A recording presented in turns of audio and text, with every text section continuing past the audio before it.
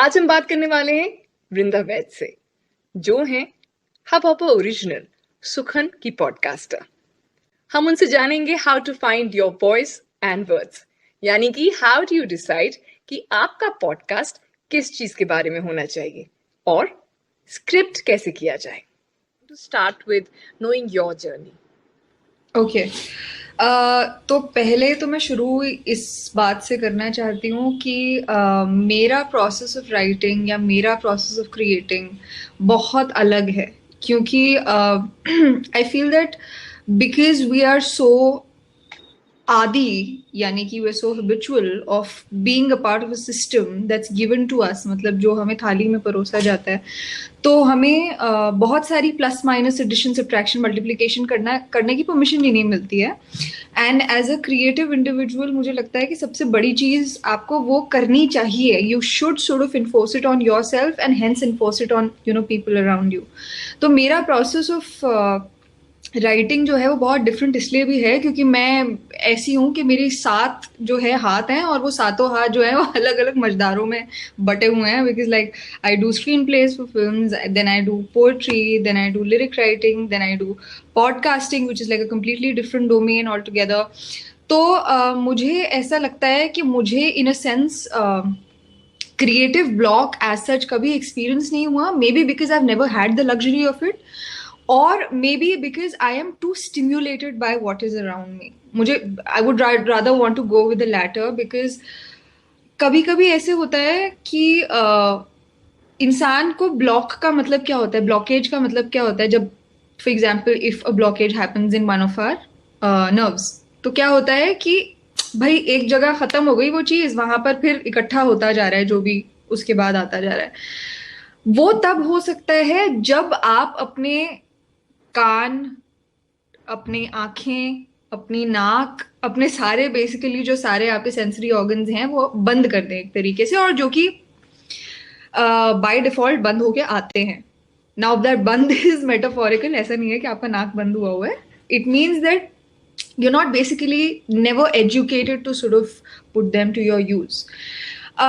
और मुझे लगता है कि जब आप एक क्रिएटिव इंडिविजुअल होते हैं तो सबसे पहली चीज तो आप यही सीखते हैं कि आप अपनी आंखें, आप अपने कान, अपना नाक, अपने अंदर की आंखें कैसे खोलें basically. And that's why there is a very faint sort of difference between an individual's spiritual journey and an individual's creative journey, because एक पॉइंट आता है जब वो दोनों कन्वर्ज कर जाती हैं, राइट?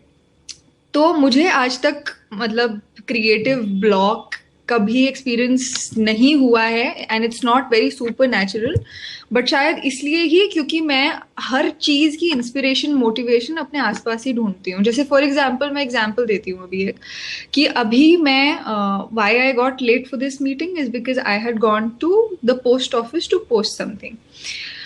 वहां पे मैं 1 घंटा तकरीबन रही होंगी, और वहां पर एक पोस्ट ऑफिस क्या है, एक बहुत मंडेन सी स्पेस है जहां पर लोग पोस्ट करने आते हैं, अपना काम करते हैं, निकल जाते हैं। लाइन में लोगों काम करवाओ, निकल जाओ। वहां पे एक आदमी था राइट। जो कि मुझे नहीं पता कि उसकी मेंटल कंडीशन क्या है, वो किस स्टेबल है, अनस्टेबल है, क्या है। वो कोने पर बैठकर कुछ कुछ बड़बड़ा रहा था अंदर से। अब बड़बड़ाना तो हर किसी को सुनाई पड़ रहा है क्योंकि वो तेज तेज बड़बड़ा रहा है, but very few people would want to sort of go understand what he's saying and then try and empathize with where that is coming from, right? तो वो बड़बड़ा रहा है, तो क्या सिर्फ उसकी मेंटल कंडीशन अनस्टेबल है इसलिए बड़बड़ा रहा है, या फिर उसका कोई ट्रॉमा अटैच्ड है जो उसने कैरी फॉरवर्ड किया है अपनी लाइफ में इस टाइम, या फिर उसकी फेमिलियर कंडीशन कुछ खराब है। बेसिकली किसी भी चीज की तह तक जाना, we don't have the time for that. और इसलिए ही शायद हमें ब्लॉकेजेस होती हैं कहीं भी, बॉडीली ब्लॉकेजेस, मेंटल ब्लॉकेजेस। तो उनको खोलने का सबसे अच्छा तरीका, मेरे लिए सबसे अच्छा तरीका तो ये है, मैं तो कोई भी फूल जाती हूँ उसको सूंघ लेती हूँ। जैसे मोगरा है, it just instantly hits you when you smell it, because जो भी ब्लॉकेज है आपके अंदर सेंसरी, वो उसको एकदम खोल देता है, आपके दिमाग तक पहुंचती है वो खुशबू। So I don't know if I was able to answer that question और I not. Think you were, I think you were. So जो हम्म। वृंदा कहना चाह रही हैं कि हर किसी राइटर का एक अलग सिस्टम होता है स्क्रिप्ट करेक्ट। लिखने का। हम्म। और जिसे हम आमतौर पे ब्लॉकेज कहते हैं या राइटर्स ब्लॉक जिसे आ जाता है, उसका सोल्यूशन अलग लोगों के लिए अलग अलग होता है. वृंदा के लिए I think smelling a flower works very well for her. And I would also want to add कि ये बहुत दो अलग चीजें हैं. एक चीज होती है जो आप अपने दिल के लिए करते हैं, एक चीज होती है जो आप अपने पेट के लिए करते हैं, right, which is broadly divided into commercial and personal. Commercial में आपको बहुत ब्लॉकेज आएगा क्योंकि कमर्शियल में आप अपने आप को केटर नहीं कर रहे हैं, आप दूसरे इंसान की नीड्स को केटर कर रहे हैं. करेक्ट. तो वहां पर जब आपको 10 बार रीड्राफ्टिंग करनी पड़ेगी, उसके बाद आप सर पकड़ के बैठेंगे ही बैठेंगे कि क्या चाहता है ये बंदा मुझसे, मैं क्या लिख दूं जो इसको पसंद आ जाए. हाँ, तो हमारा वृंदा, मेरा आपसे नेक्स्ट क्वेश्चन यही है कि कई बार हम काम करते हैं, it's a commercial podcast that we might end up creating. So इस सिचुएशन में राइटर क्या करे जब प्रेशर बहुत है, अप्रूवल चाहिए और टाइम बहुत ही कम है, तो क्या करें? How can we fix it? कोई क्विक फिक्स होता है? क्विक फिक्स, मुझे तो ऐसा नहीं लगता कि कोई क्विक फिक्स होता है unless it is something which comes internally to you. और अगर आप एक राइटर बने हैं, और मतलब राइटर बनना जो होता है ना, वो सेल्फ प्रोक्लेमेशन नहीं होता है, जो कि अमूमन होता है कि हम प्रोक्लेम कर देते हैं कि अरे हम तो शायर हैं बहुत बड़े, अरे हम तो राइटर हैं बहुत बड़े. नहीं, आप लिखते क्यों हैं? बहुत लोग ये बोलेंगे कि मैं तो खुद के लिए लिखता हूँ भाई. और मैं भी यही सोचती थी कि मैं तो खुद के लिए लिखती हूँ भाई, मेरे को किसी से मतलब नहीं है. But eventually you have to understand that if you want to sell yourself, right. कई लोग, ये एक बहुत फेमस कोट है कि there are people who sell their faces, there are people who sell their body, and we writers sell our brains. तो सबसे बड़ी चीज़ ये होती है कि आपको ये समझना पड़ेगा कि ये खरीद फरोश का बाजार है और आपको बेचना तो पड़ेगा ही अपने आप को. और जब आपको बेचना पड़ेगा तो ट्रांजैक्शन में आपका दाम आप खुद नहीं लगाते, दूसरा इंसान लगाता है, आपकी कीमत वो बताता है आपको, right. So it's important to understand that this eventually is a business, and when it comes to business you have to sort of put some rules, some regulations to yourself also. और अगर आपको ऐसा लगता है कि मेरी deadline आ रही है और मुझे देना ही है, तो I feel that there is nothing that can externally motivate you unless you have that fire burning in your belly. That's how I can put it. मतलब अगर आपकी डेडलाइन है सर पे, आपको लगता है कि हो पाएगा नहीं हो पाएगा, एक होता है, एक ह्यूमन फाउंडेशन होती है कि भाई नहीं हो पाएगा तो मैं मना कर देता हूँ उसको कि ये नहीं हो पाएगा. But the process of creation is only the process of moulding yourself under pressure, right. जो सोना होता है वो तब के ही निकलता है ना, प्रेशर के अंडर ही होता है, तभी वो निकल पाता है, वरना वो सोना सोना नहीं बनेगा. As simple is that. तो प्रेशर तो होगा, अगर आप अपने आप को बेच रहे हैं तो प्रेशर तो होगा. दूसरा इंसान आपसे बोलेगा कि भाई अगर तू मेरे से 2 दिन मांग रहा है तो मैं तो तुझे सिर्फ 20 घंटे दूंगा, इसमें कर सकता है तो कर, वरना अगले पे निकलूंगा मैं, right. And you also have to understand and remember that you are replaceable in this world. No matter what position you are at, आप इलॉन मस्क की ताई के बेटे हो सकते हैं, लेकिन आप रिप्लेसेबल हैं despite whatever position you are at, right? So you can lose whatever you have. So it's better to sort of get adjusted to that pressure, I would say. Right. So Vrinda, शुरू करते हैं. Let's backtrack a little bit. हम जानना चाहते हैं about the journey of Sukhan. Sukhan is all about the love of language, finding ourselves, looking at life as an artist would.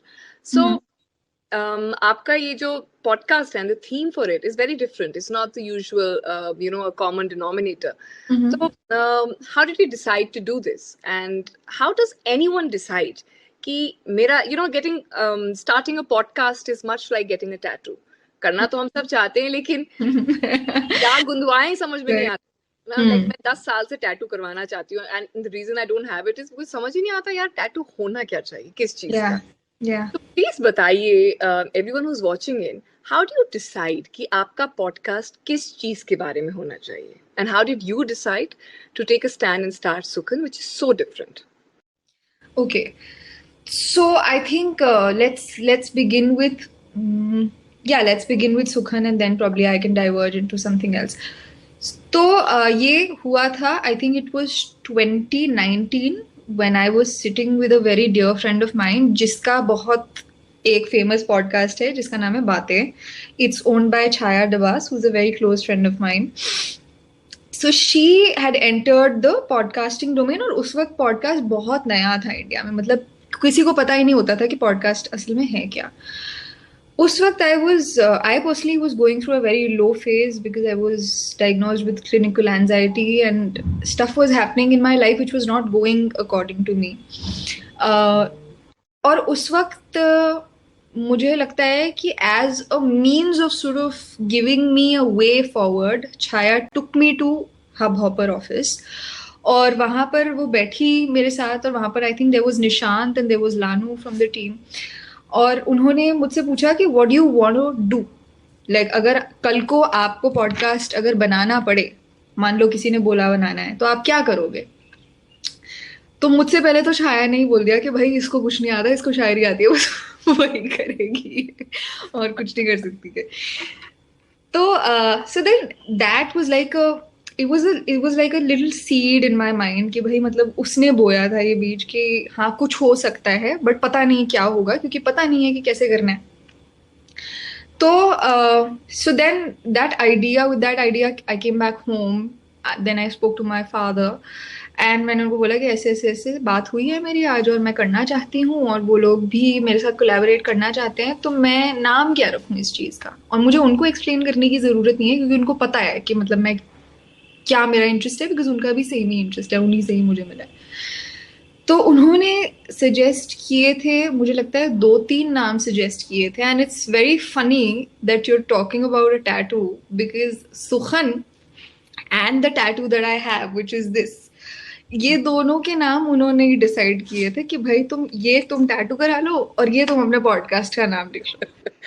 और अगर swap हो गया होता तो आपके टैटू पे क्या लिखा है? टैटू किस चीज का है? मेरे टैटू पे अर्के गुल लिखा है, which is because I love roses, और उसकी एसेंस जो होती है वो उसका पानी होता है, विच इज लाइक लेमैन टर्म्स में क्या बोलते हैं उसको, गुलाब जल.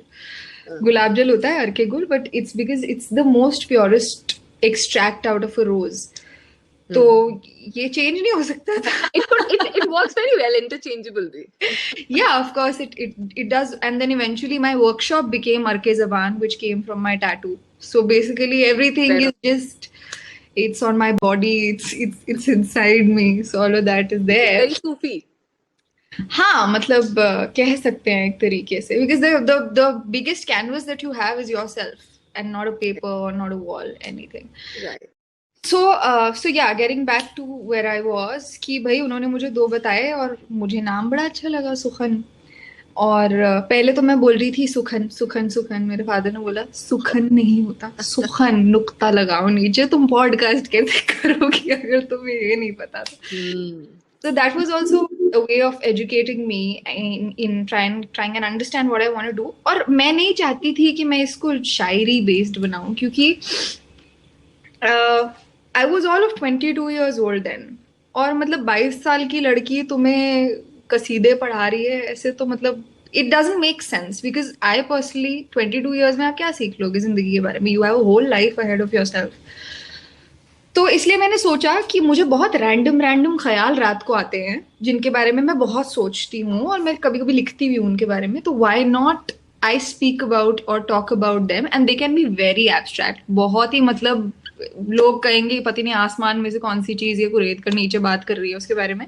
लिटरली वो टॉपिक्स होते थे. जैसे I remember I did an episode which did quite well on the identity of hands and why we are always after decorating our faces and our hands and our bodies, but we never think about our feet. मतलब क्योंकि कोई वो देखता ही नहीं. आप शादी के लिए रिश्ता लेके जाएंगे, वो सबसे पहले आपकी सूरत देखेंगे, आपके हाथ देखेंगे, आपके पैर तो कोई देखेगा नहीं. And that eventually went to the world telling you where you are at fault, और आपका कौन सा बॉडी पार्ट अच्छा है, सुंदर है, ब्यूटीफुल है. So the whole concept of beauty is so flawed that you need to sort of accept that beauty is you, because you've been created the way you are, right? And that was very abstract. मतलब अभी भी अगर आप उसे सुनोगे ना, आप कहोगे कि अरे क्या बोल रही है ये, कहाँ से कौन सी बात जोड़ रही है. But I think that stuck with people, I feel. मतलब you know the instant numbers that it got, मतलब मुझे भी नहीं यकीन हुआ था कि ऐसा भी कुछ हो सकता है, लेकिन then people came forward and told me that we've never heard this anywhere. अब heard this anywhere इसलिए नहीं क्योंकि लोग इन बातों को पागलपन समझते हैं. It's So maybe, it's very interesting you said this, because when I was in Radio City, yeah. about 14 years ago, and I was the producer on this storytelling. We had started something called Sirf Stories, and I had written a story about hands. It was all about hands in a crowded Bombay train. और एक लड़की एक older lady के हाथ देखती थी रोज सफर के दौरान, एंड वो एक दिन वो हाथों का जोड़ा रेल को पकड़े नहीं दिख रहा था. सो उसके जहन में इतनी बातें चलती हैं, घर में क्या हुआ होगा, और वो दोबारा उसने कभी देखा नहीं. वो 10 मिनट की स्टोरी थी, सिर्फ 2 आंखें जो 2 हाथ ताकती थी. कभी चेहरा नहीं दिखा, कभी बाल नहीं दिखे, जिंदगी के पन्नों पे क्या लिखा गया है, क्या छपा है, नमी है, सूखी है, किसी को कुछ नहीं पता. So yes, body parts do, it's beautiful. I think that's why I personally am a fan. Like I told you, I have heard your episodes. I follow you on Insta, and it's beautiful what you do. So coming back to कि हम एक podcasting genre का चयन कैसे करें? So is it time to be true to yourself? As in when I made Sukhan, was that me being and myself? As an advice to anybody who wants to start but पता नहीं, समझ नहीं आ रहा है मैं podcast किस चीज के बारे में शुरू करूं. I think वही बात है कि हम दुनिया भर की चीजों के साथ वक्त बिताते हैं, सिर्फ अपने साथ नहीं बिताते, और वो बिताना बहुत ज्यादा जरूरी है. I think it's the most important, and right now we also have the luxury of spending that time with ourselves, right? We have the resources. मतलब पुराने जमाने नहीं है कि मतलब नौकरी चाकरी गुर्बत ये सारी चीजों के पीछे. So when we have the luxury of time with us, as long as we have it, तो अभी नहीं करेंगे तो फिर कब करेंगे? और इसीलिए मुझे लगता है कि a podcast, because it's not a visual, आप अपना चेहरा नहीं दिखा रहे हैं उसमें, वो आपकी सिर्फ आवाज है. जैसे अगेन, जैसे रेडियो हमारे लिए इतना खास क्यों है? हमारे बचपन में हम रेडियो से इतना वाकफियत क्यों रखते हैं? क्योंकि एक आवाज जो होती है, उसकी लय जो होती है, उसकी पिच जो होती है, वो अपने आप में एक शराब होती है. वो आपको इस तरीके से इंटॉक्सिकेट कर देती है कि आपको सुनने का ही मन करता रहता है. So I feel that you should be aware of what your USPs are. और कई बार ऐसा होता है कि आपको खुद नहीं पता होगा कि आप ये चीज भी ऑफर कर सकते हैं, लेकिन what you must do is sit with yourselves, make notes, journal it out, अपने आप से बात तो करें. बाकी लोगों से तो आप बाद में करेंगे, स्पॉन्सरशिप आप बाद में लेंगे, बाकी से अपने आप से बात करें कि am I truly devoted to what I am going to be talking about in this podcast. है ना? ये एक बहुत सिंपल सी फंडा है कि इंसान जो है ना, सबसे ज्यादा झूठ अपने साथ बोलता है. उसको सच से बहुत डर लगता है, और ये मैंने भी बहुत किया है अपने साथ, right? So it's important to talk to yourself. It's important to say the truth to yourself कि भाई मैं finances नहीं कर सकता. मे बी मैं marketing person हूँ, लेकिन मेरे को नहीं करनी finances से बात. और शायद मेरी चाहत है या aspiration है. Yeah, finances is glamorous, but I'm a marketing guy. And being honest with yourself, I think that's what it starts with. Yeah, absolutely. And then you, of course, अगर आपकी honesty आ जाएगी ना, वो एक चीज है ना कि take that one thing you love and let it kill you. So you should have that one thing which will kill you eventually, and you'll be happy dying for it. तो वो चीज आप ढूंढे अपनी जिंदगी में. How lovely. Find that love and let it kill you. Yeah. For these guys. So, Brinda, how does a typical episode for you look like? आप scripting कैसे करती हैं और कितना समय जाता है एक episode की scripting के पीछे? करती हैं या फिर is it free flowing? पहले मैं नहीं करती थी. अगर आप पहले 5 एपिसोड्स मेरे सुनेंगे तो वो लिटरली मैं रात को 1 बजे बैठती थी, और मैंने बस वो कुछ 3 शब्द लिखे होते थे पेपर पर कि भाई बिल्कुल ही डाइवर्ज नहीं हो जाना, बिकॉज मेरे लिए बहुत आसान है कहीं का कहीं पहुंच जाना, क्योंकि मुझे बात करना बहुत पसंद है. तो इसलिए मैं वो थोड़े से स्केलेटन्स लिख लेती थी कि यहाँ से नहीं जाना है, और 1 बजे शुरू करती थी, करीब 2 बजे तक रैप कर लेती थी. उसके बाद अगले दिन उसको एडिट करती थी, डाल देती थी. But then after the 5th episode when people started coming to me and saying कि भाई हम और सुनना चाहते हैं, तो वो प्रेशर बड़ा हो गया कि भाई और सुनना चाहते हैं. तो कभी कभी आपके पास नहीं भी होती बात करने के लिए ना, तो आप क्या सुनाएंगे किसी को. और इसलिए इस मैटर में मैं ये चीज बोलना चाहूंगी कि I have been very fortunate कि मैंने कभी भी जबरदस्ती कुछ नहीं किया अपने पॉडकास्ट में, you know, and that's why when you listen to my podcast you will also see there are gaps of 2 months between episodes, and then Yes. there are episodes that are coming every week, so it's a scarce Yes. gap. Yes. And that also comes from me not being happy with myself, not being happy with my life, not finding the courage to write anything, speak of anything. And that's what life is. मतलब जिंदगी यही होती है कि आपका जो काम है, हाँ, वो सच्चाई बोलना चाहिए जब भी आप करो उस चीज को. आई थिंक आपने इस प्रश्न का जवाब देते ही काफी, आई think you so honest and it's so refreshing, because a lot of people you know feel the pressure, यार मुझे तो एक हर हफ्ते एपिसोड डालना ही डालना है, मुझसे नहीं हो पाएगा. So you know you might get crushed under that anxiety और pressure, and what you said कि it's okay, if you can't do it it's okay, but whenever you do it with honesty. Yeah, because eventually आप जिस race में दौड़ रहे हैं वो आपके साथ है, वो किसी और के साथ नहीं है.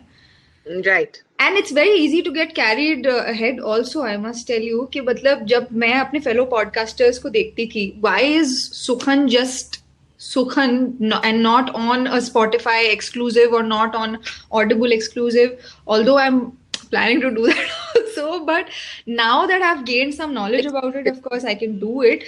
लेकिन आपको ये समझना पड़ेगा कि you don't have to vomit stuff out, because vomiting is never good, और वो पसंद भी नहीं आएगी किसी को.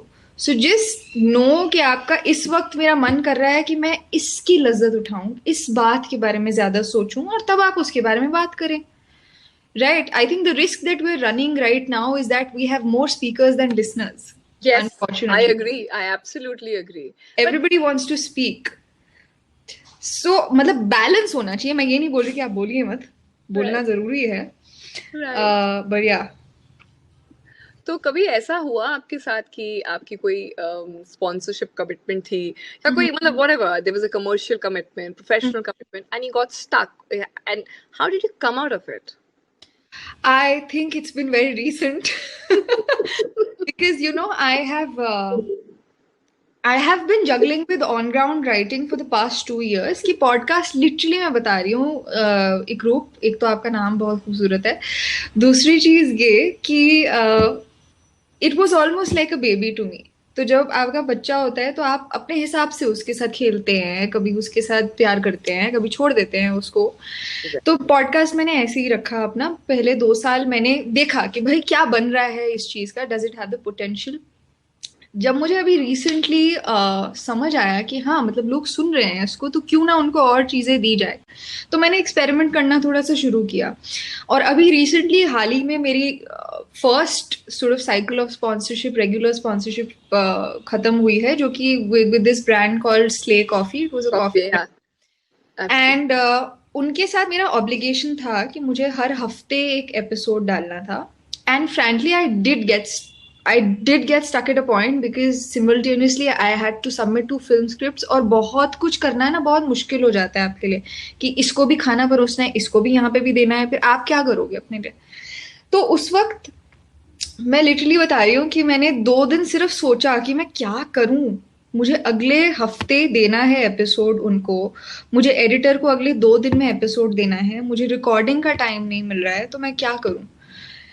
And then I just went back to my basics. मतलब मैंने उसमें कोई एक्सपेरिमेंट नहीं किया. I just went to the basics of poetry, कि भाई मतलब जहां से शुरू किया था, हमने समझने से शुरू किया था ना चीजों को, फिर हमने थोड़ा कॉम्प्लिकेट कर दिया, फिर हम फिल्मों में ले गए उसको, फिर हम गानों में ले गए उसको. Let's come back to poetry. तो the first thing that you think of when it comes to poetry is Ghalib. So the first episode was on Ghalib and how I associate it to sleeplessness or being sleepy in my life.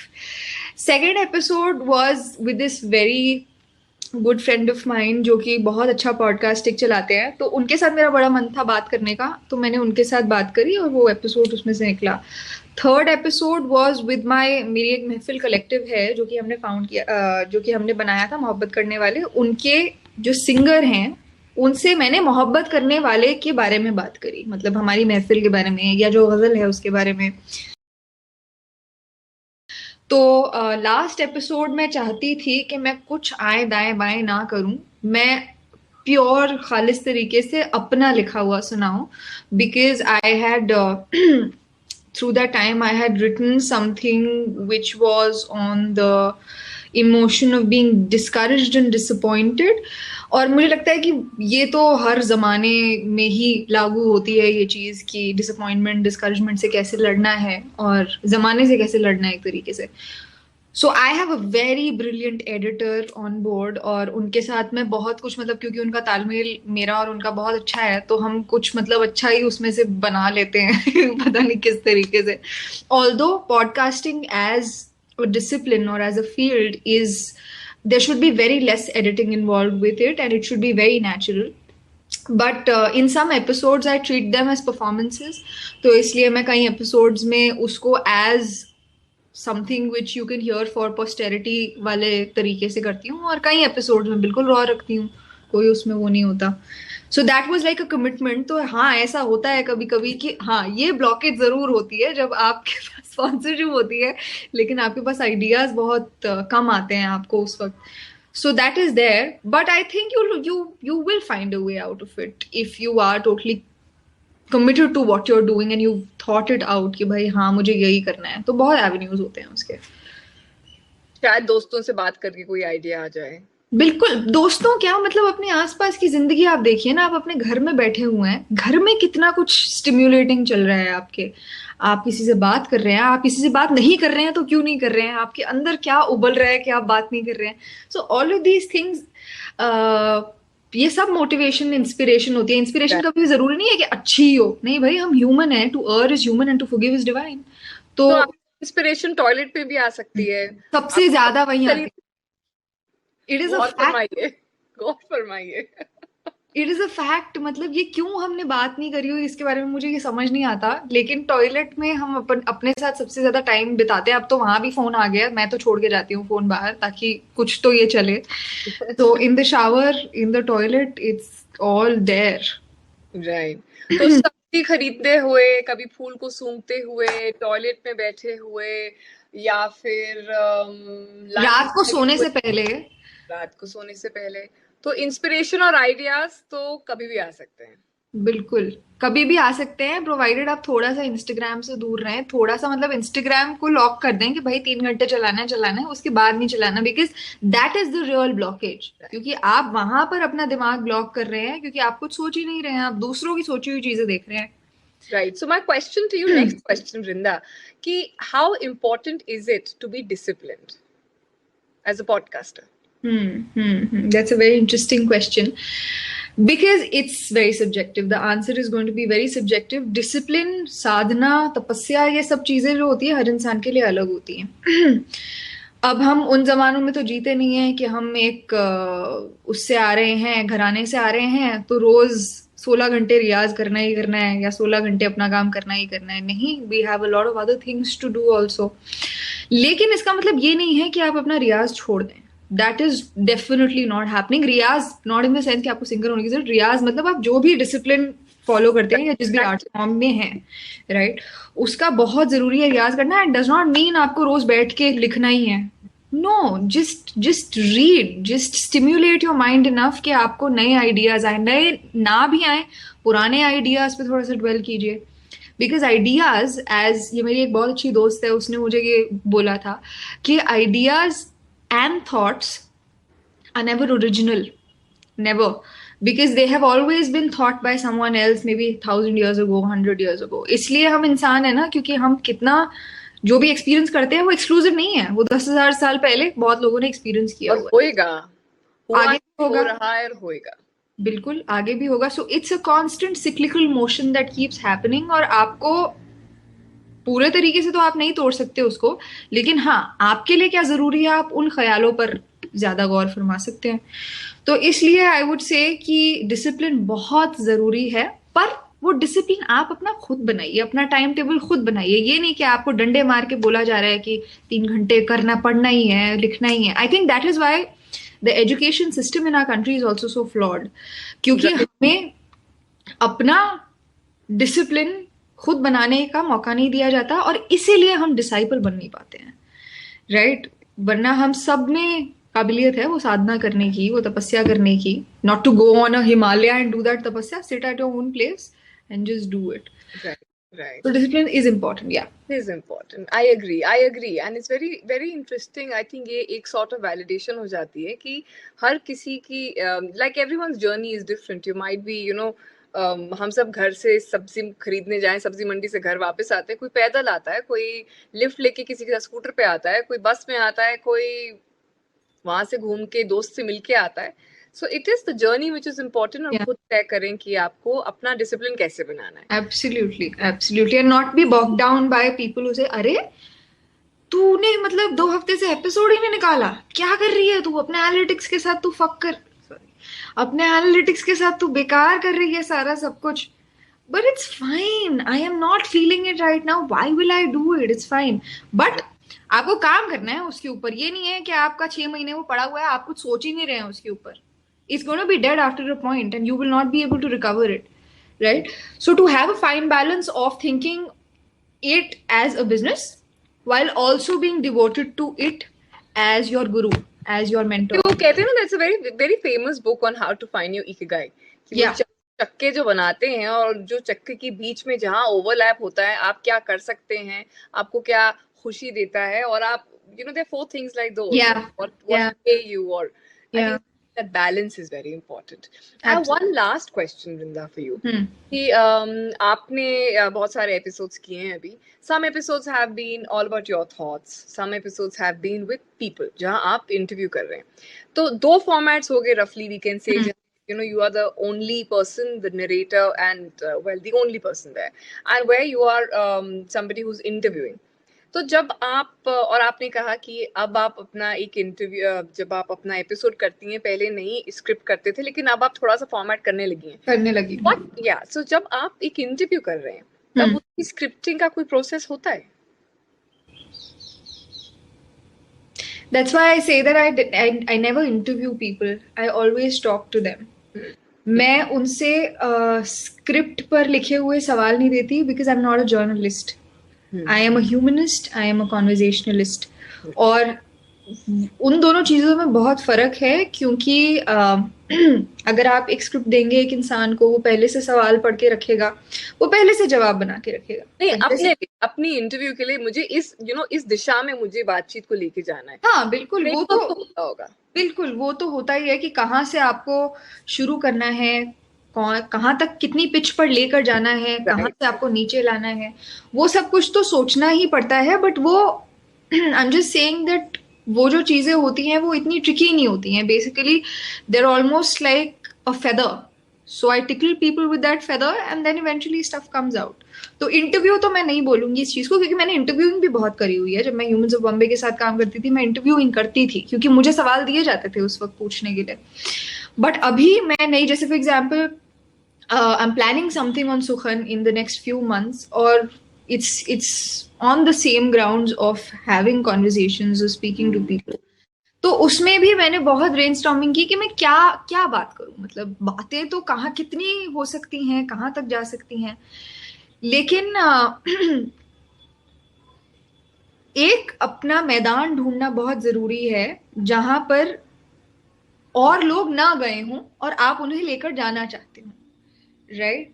that मैदान और that field or that avenue can be very different for different people. तो इसलिए उस पर thought तो जाता है, ऐसी बात नहीं है कि थॉट नहीं जाता है. बहुत प्लानिंग भी जाती है, कभी कभी फेल भी हो जाते हैं plan, because you don't succeed in the numbers, क्योंकि because we living in a world which operates on numbers. तो ऐसा होता है, लेकिन I feel that it's just a part of the journey. It's not something that you should script or write or ideate so much कि मतलब आप इतना consume हो जाए उस प्रोसेस में कि आप ऑन फील्ड कुछ करना पाए. Right. Yeah. It's important to enjoy the process.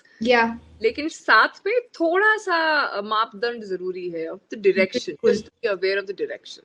Yeah. And that's why podcast as a field is very democratic.